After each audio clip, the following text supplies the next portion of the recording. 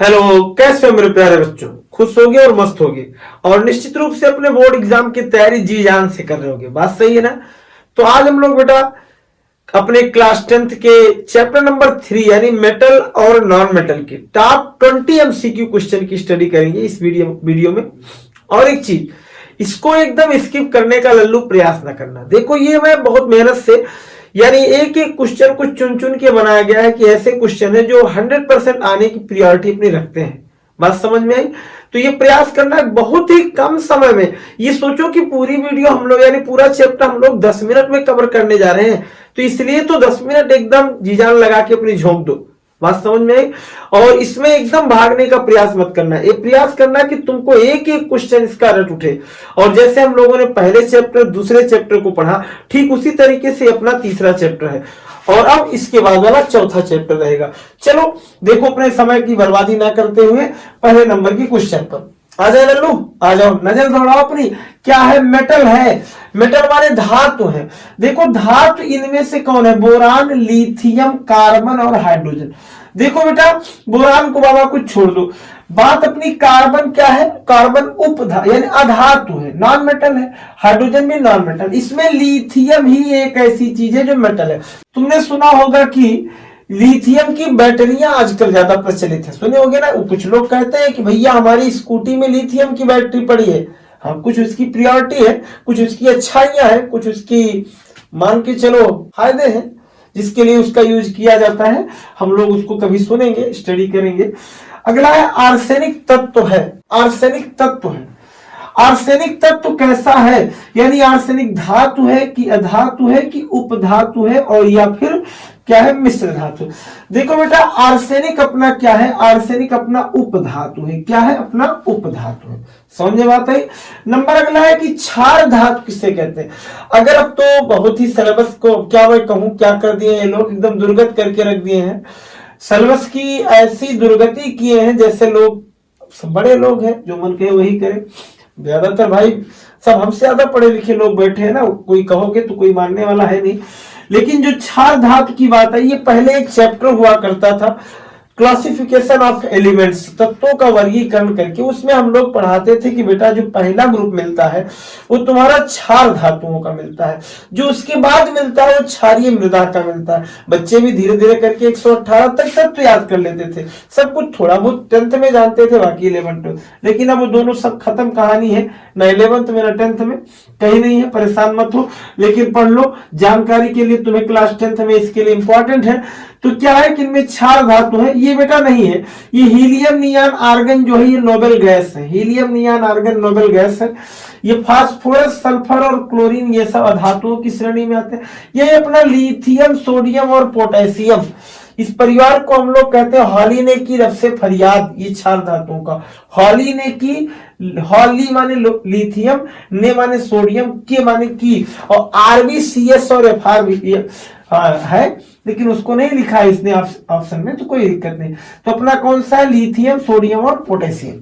बात समझ में आई। अगला है एंटीमनी। क्या है एंटीमनी? बेटा क्या है? अपना एक मेटलाइट्स है, यानी उपधातु है। क्या है? मेटलाइट्स है। अगला है उभयधर्मी ऑक्साइड। क्या है? देखो, ये कैल्शियम ऑक्साइड उभयधर्मी नहीं है, बेसिक है। ये भी नहीं है, तो अपना है कौन? जिंक ऑक्साइड अपना उभयधर्मी है। बात समझे। अगला क्या है? निम्न में कौन सी धातु जल के साथ सामान्य ताप पर क्रिया कर लेती है? इनमें कौन सी ऐसी है कि जो यानी सामान्य ताप पर, रूम टेम्परेचर पर रिएक्ट हो जाती है? तो कॉपर नहीं है, बहुत ही इसकी रिएक्टिविटी देखा जाए तो आयरन से भी कम है, मैग्नीशियम से भी कम है। इनमें सबसे ज्यादा रिएक्टिव है अपना सोडियम, और वही इसका आंसर भी। अब बेटा अगला क्वेश्चन है कि निम्न में से कौन सी धातु ठंडे जल से H2 गैस निकालती है? कौन सी धातु है जो ठंडे जल से H2 गैस निकालती है? इनमें बेटा एक ऑप्शन देखो, कॉपर तो है नहीं लल्लू, उसको एकदम भूल जाओ।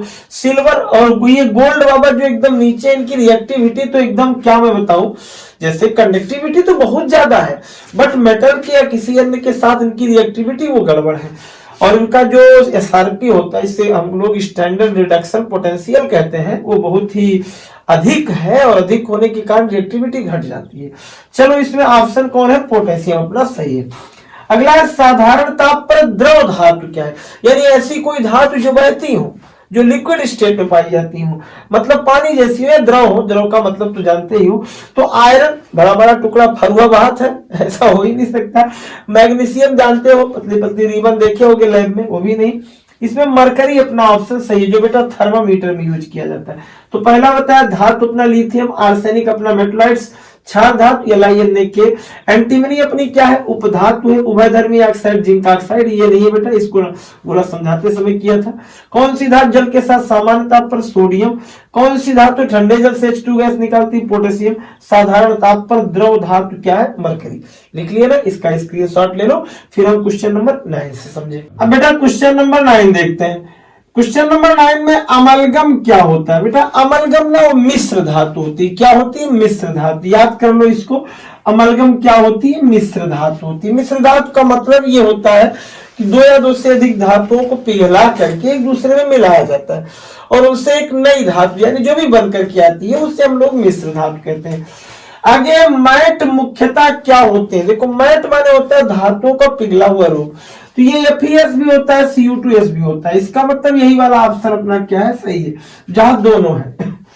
अगला है कि निम्न में से कौन अधातु है? कौन अधातु है? Cr है, Fe है, He प्लस है, Hg है। तो यहाँ अपना He वाला ही ऑप्शन सही है। चित बेटा ये क्या है, नोबेल गैस होती है। आगे लिखा है कि निम्न में से कौन सी धातु कमरे के ताप पर ठोस नहीं है? ठोस नहीं मतलब द्रव है, और द्रव है तो ना तो Fe नहीं हो, Fe हो ही नहीं सकती।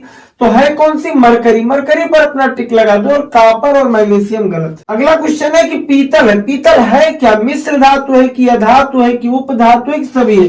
तो सभी तो हो ही नहीं सकता बेटा, ये मिश्र धातु है। कैसी धातु है? मिश्र धातु है। अगला क्वेश्चन है कि फफोलेदार तांबे में कापर की प्रतिशत मात्रा क्या होती, कितनी होती है? तो बेटा फफोलेदार कापर जो होता है ना, ज्यादा पेवर्टी वाला कापर होता है, और इसमें कापर की प्रतिशत मात्रा होती है 98%। अगला है कि बाह्यतम कोष में 7 इलेक्ट्रॉन वाला तत्व है। जिनके बाह्यतम कोष में 7 इलेक्ट्रॉन तत्व होते हैं, इसका मतलब वो अधातु होता है। अधातु पर टिक लगा लो। कापर का अयस्क है। देखो कापर का अयस्क में तुम्हें एक ट्रिक बता दो, काका कमाए होता है। कापर का अयस्क काका कमाए, तो बॉक्साइट काका माने कापर पायराइट, क्यूपराइट, मैलेकाइट, एजुराइट। तो यहाँ मैलेकाइट है अपना, मैलेकाइट पर टिक लगा दो, बाकी ये गलत है। कार्नेलाइट और बॉक्साइट दोनों गलत है। ये एल्यूमिनियम का है, इसका बॉक्साइट। तो अब हम लोग बेटा क्वेश्चन नंबर अपना 17 देख ले। 17 में कह रहा है कि कौन सी अधातु विद्युत की सुचालक है? सुचालक है कौन सी?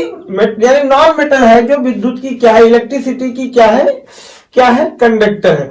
मन में तो प्रश्न एकदम उल्टा सीधा लग रहा होगा ना, कि कह रहे हैं कि सर अधातु है, नॉन मेटल है, और विद्युत की क्या है, गुड कंडक्टर है। तो बैठ तो रहा नहीं होगा दिमाग में, नहीं बेटा। ग्रेफाइड है, ग्रेफाइड है तो ये नॉन मेटल, लेकिन विद्युत धारा का क्या होता है, अच्छा कुचालक होता है। आगे कह रहे हैं कौन सा तत्व अम्ल के साथ क्रिया करके हाइड्रोजन गैस देगा? देखो जो इलेक्ट्रोकेमिकल सीरीज में जिनका स्थान हाइड्रोजन से ऊपर है, सब अम्लों से क्रिया करके हाइड्रोजन गैस देते हैं। जैसे कौन कौन सा? क्लोरीन तो मेटल है ही नहीं, सल्फर नहीं, इन दोनों को छोड़ दो। कापर बेटा हाइड्रोजन से नीचे है, तो है क्या सही? जिंक। कौन सा ऑप्शन अपना सही है? जिंक। जिंक पर टिक लगा देना। अगला है कि गोल्ड का संकेत क्या है? बहुत ही सरला सा क्वेश्चन। सिल्वर नहीं भैया, ये गलत है, सिल्वर नहीं है। ये एयू और सीयू कापर है, ये भी नहीं है। तांबा है। एयू गोल्ड यही है, और जीडी गैडोलिनियम है, ये भी नहीं है। तो अपना एयू ऑप्शन सही है। समझ में बात आई। और अंत में कांसा। कांसा है मिश्र धातु, और ये किससे बनाया जाता है? कापर हाइड्रोजन नहीं भैया। और फिर क्या? CuP भी नहीं। कापर और जिंक नहीं। इसमें ऑप्शन कौन सा सही है? कापर और टिन। इस तरीके से इस चैप्टर के भी बेटा 20 क्वेश्चन खत्म हुए, और एकदम मन से अब तक जुड़े हुए हो तो अब नेक्स्ट पार्ट के लिए भी तैयार रहो। हम लोग अगले पार्ट में मिलेंगे। कौन सा चीज?